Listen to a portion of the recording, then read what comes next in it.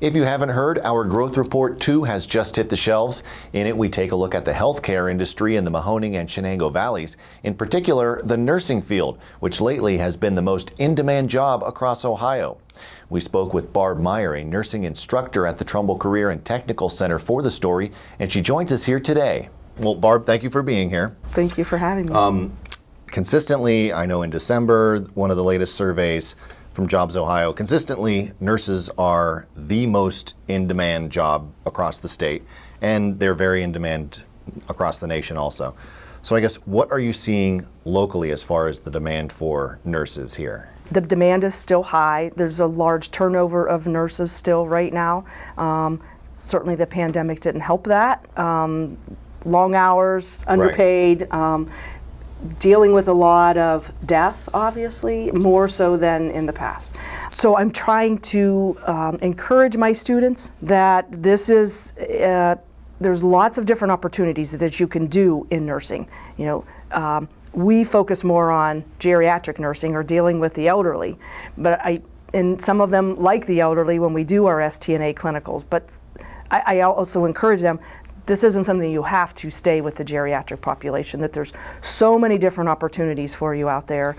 Well, let's talk about the work and what you're doing at TCTC, and I guess some of the different routes that your students can take or want to get into the industry. Through my school, they can earn their STNA certification, which is a state-tested nursing assistant. And again, I tell them, you know, we focus more on the geriatric population, and we do our clinicals at a long-term care facility, but you don't have to go there to work. You can do home care, you can go work at a hospital, you know, you can do private duty care for people. And again, because of that aging population, many people then need that care, and they want to stay at home to have that. They don't want to have to go to a facility to have care. So, you know, there's a lot of different avenues that you could do as an STNA, and a lot of different places that you can work. You don't have to go to a nursing home to work if that's not what you want to do. And you don't have to work with geriatrics. There's, you know, you can work in the emergency room as an aide. You can work on a medical surgical floor as an aide, and where you're seeing a turnover of patients instead of the same patients every day. Sure. So that's one thing that we're doing to help them, to prepare them for jobs, is to earn their STNA. Also, to earn their phlebotomy certification. And there's opportunities out there. I'm not going to say that phlebotomy is a in-demand job, but definitely a job that they can acquire as soon as they get out of high school. And they don't have to do any further education for that they can get a job right out of high school. And I do have a student that's working for the Cleveland Clinic as a phlebotomist, and she's enjoying that job. And I'm sticking people with needles all day. Sticking people with needles all day. And nurses love to stick people with needles.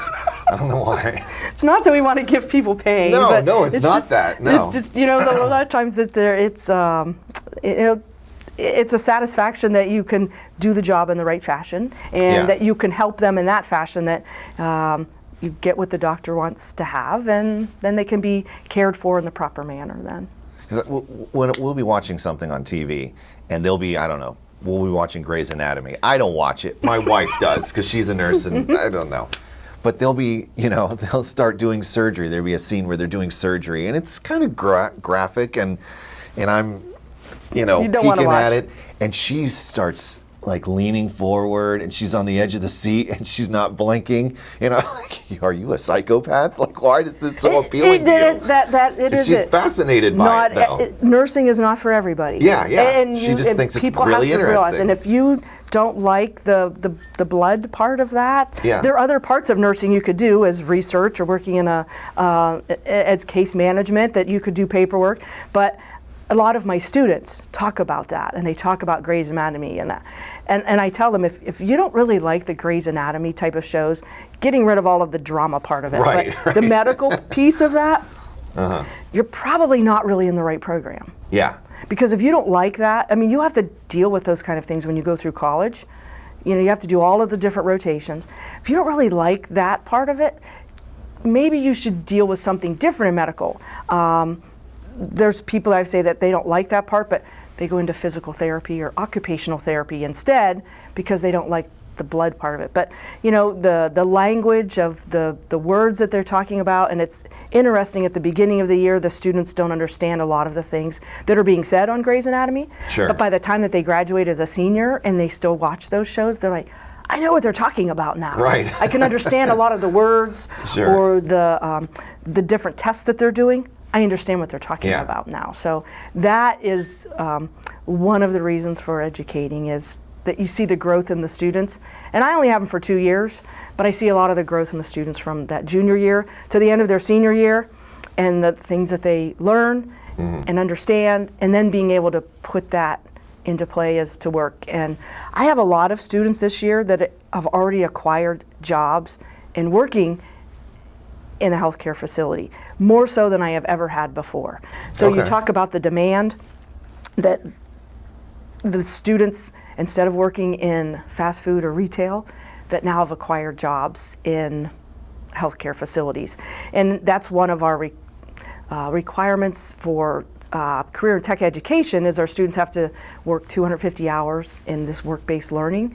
And so a lot of my juniors have acquired positions in that, and they're excited about it. And I hope that they maintain that excitement when they start their jobs and continue to work at them. But I have a lot more students this year, more than ever, that have acquired positions in healthcare facilities. How has just the pandemic impacted what you're doing?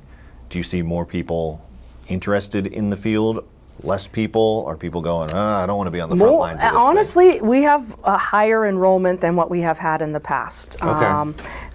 My program, I cap at 25 students, and for the last few years that I've had that many students apply, they don't always show up on that day, but or to start school, they don't always have that number, or do they stay? But I still have 20 juniors, so that's a higher number than what I've had in the past. Okay. And the pharmacy tech program, she was capped at 20 students this year, and she started with 20 students. So definitely an increase in enrollment this past school year than we had seen in the past. And I imagine you are in touch with several healthcare providers around the area. I guess, what are you hearing from them as far as, could you get us these type of students, or could you, this particular department or line of work is where we're really hurting? I guess, what are you hearing? Because my students have that, because of that certification that they have for their STNA, I have more contact with the long-term care facilities. Okay. As opposed to the hospitals. The students have to be graduated from high school to work in the hospital. So during school and then immediately after, most of them are at the long-term care facilities, and basically they're saying, send me students that will come to work. Right. And that will care about their job. And I give them recommendations, and I mean, I can only do so much to get those kids out there and encourage them to go apply and to come to work. That is on them, and most of them, they are encouraged by money. Most of them, when they see that they go to work and they get a paycheck out of that, right. And I will say that they have raised the wage of the STNAs, so that is a little bit of an encouragement that they're able to get more of the students to go there to work as opposed to retail or fast food, because they are making more money than what they did in the past. So that is a definite benefit. How about, I don't have the STNA numbers, but I think I have the nursing numbers. So I believe, according to the U.S. Bureau of Labor Statistics, this is national average, that the mean salary of a nurse in 2022, or in 2021, I'm sorry, was $75,300. If they worked in a hospital, it was a little above $80,000. And now that's up from 2019. So it should be. The wages, of course it should be, right. There was a pandemic that happened. Yeah. And obviously they're in demand, but the wages are rising.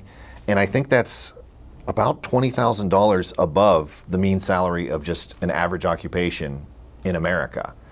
So I mean, it's a good job. It's a good field to get into. Yes. Yeah. And you'll be able to find a job. Right. But a lot of people, myself included, when I was going through college, I wanted an 8 to 5 job with no weekends and no holidays. That's Yeah. not really nursing. No. Maybe after some years you may be able to find that, but people have to understand that you're going to be working some different shifts, weekends and holidays. And sometimes the patient just isn't ready for you to leave yet, and it doesn't matter that it's 5 o'clock. You're staying. That's absolutely correct. Yeah. And My wife is a nurse. I know what I'm talking about. You don't take a lunch break. It's difficult to get into the restroom. So Right. there are some days that's how it was. And when I worked on OB, those were some of the days that's how it happened. And and when the babies are coming, they're in control, not us. And so there are some days that it's more about the patient than it is about yourself when you're working as a nurse. Did you want to talk about some of the success you're having over there? Well, I feel that my students do have a lot of success with their certifications. With the STNA, this is my 10th year of teaching. So I've been doing the STNA for 10 years now, and our passage rate has always been above 90%. I won't say it's always been 100, but it's always been above 90%. Now they do get 3 attempts to take that test as Sure. well. So that is a help as well. But the students, some of them, they think, well, it doesn't matter if I don't pass the first time. I'm not going to take it again. But most of them, if they aren't successful with that, they see the rest of the students that have acquired that. So that kind of motivates them a little bit too. And so we do have a high success rate with that STNA. Now the phlebotomy is, like I said, in 2021 was the first year that my students took that certification test, and they all did pass that test. And I was very proud of them. Yeah. I was shocked because of the end of 2020, the way that the school year ended up, and then the way that they had to come to school last year, of every other day. But I did have them for 4 hours a day when I had them in class. I had them for 4 hours. So, but they did a very good job, and they liked it. That's the other part of it, is that you have to like that. There were a couple students that didn't like it, and they didn't take the test. But they didn't want to do it. They were afraid of the needles. They didn't want to deal with that. But that was a new program that I had started. So when my students are coming into my program now, we tell them, like, we will be dealing with needles, and you will be drawing blood from people. And some of them are a little bit leery of it, but all of my seniors participate in it this year. Not all of them wanted to do that last year because they were a little bit afraid of those needles. But I even have staff members in the building that they don't come to my room because they're afraid of the needles as well, and they don't want anybody sticking them with needles. Okay. So it's not for everybody, for Right. sure. But they were very successful with their tests last year. But I do have a lot of them that do work as STNAs when they are going through college. It keeps up on their skills and their communication and dealing with patients. So it's a good thing for them to have. There are some nursing schools that require them to have their STNA before they get into their nursing program. So that's a benefit for my students that they already have that when they go in there. So if they wanted to further their education and get more credentialed, they're already on their way. They're already on their way, yeah. There's so many benefits for the students to go through my program, of the medical terminology that they learn, the hands-on skills that they're learning. It really sets them a bar above many of the students that have not gone through a program of that nature, that they've learned so many other things, and it's going to make their college education a little bit easier. Mm-hmm. There's college credit plus classes that they can take as well at TCTC to help them, that they may not have to take all of the classes that the rest of the students have to take. So there's math, and there's science, and there's English options for them. They can even earn some CCP credits through my STNA program through Eastern Gateway. So there's opportunities for them to really help them make their college education a little bit easier if they want to continue their nursing career. And the students that I have had that have gone through their nursing career programs and then became a nurse, they're very thankful to me later. They said I wish they would have paid more attention to the information that I was teaching to them, but it definitely made their college education easier going through my program. You can read more on this topic in our Growth Report 2, which is available in print and online. Click subscribe at businessjournaldaily.com to see our plans and choose the one that's right for you.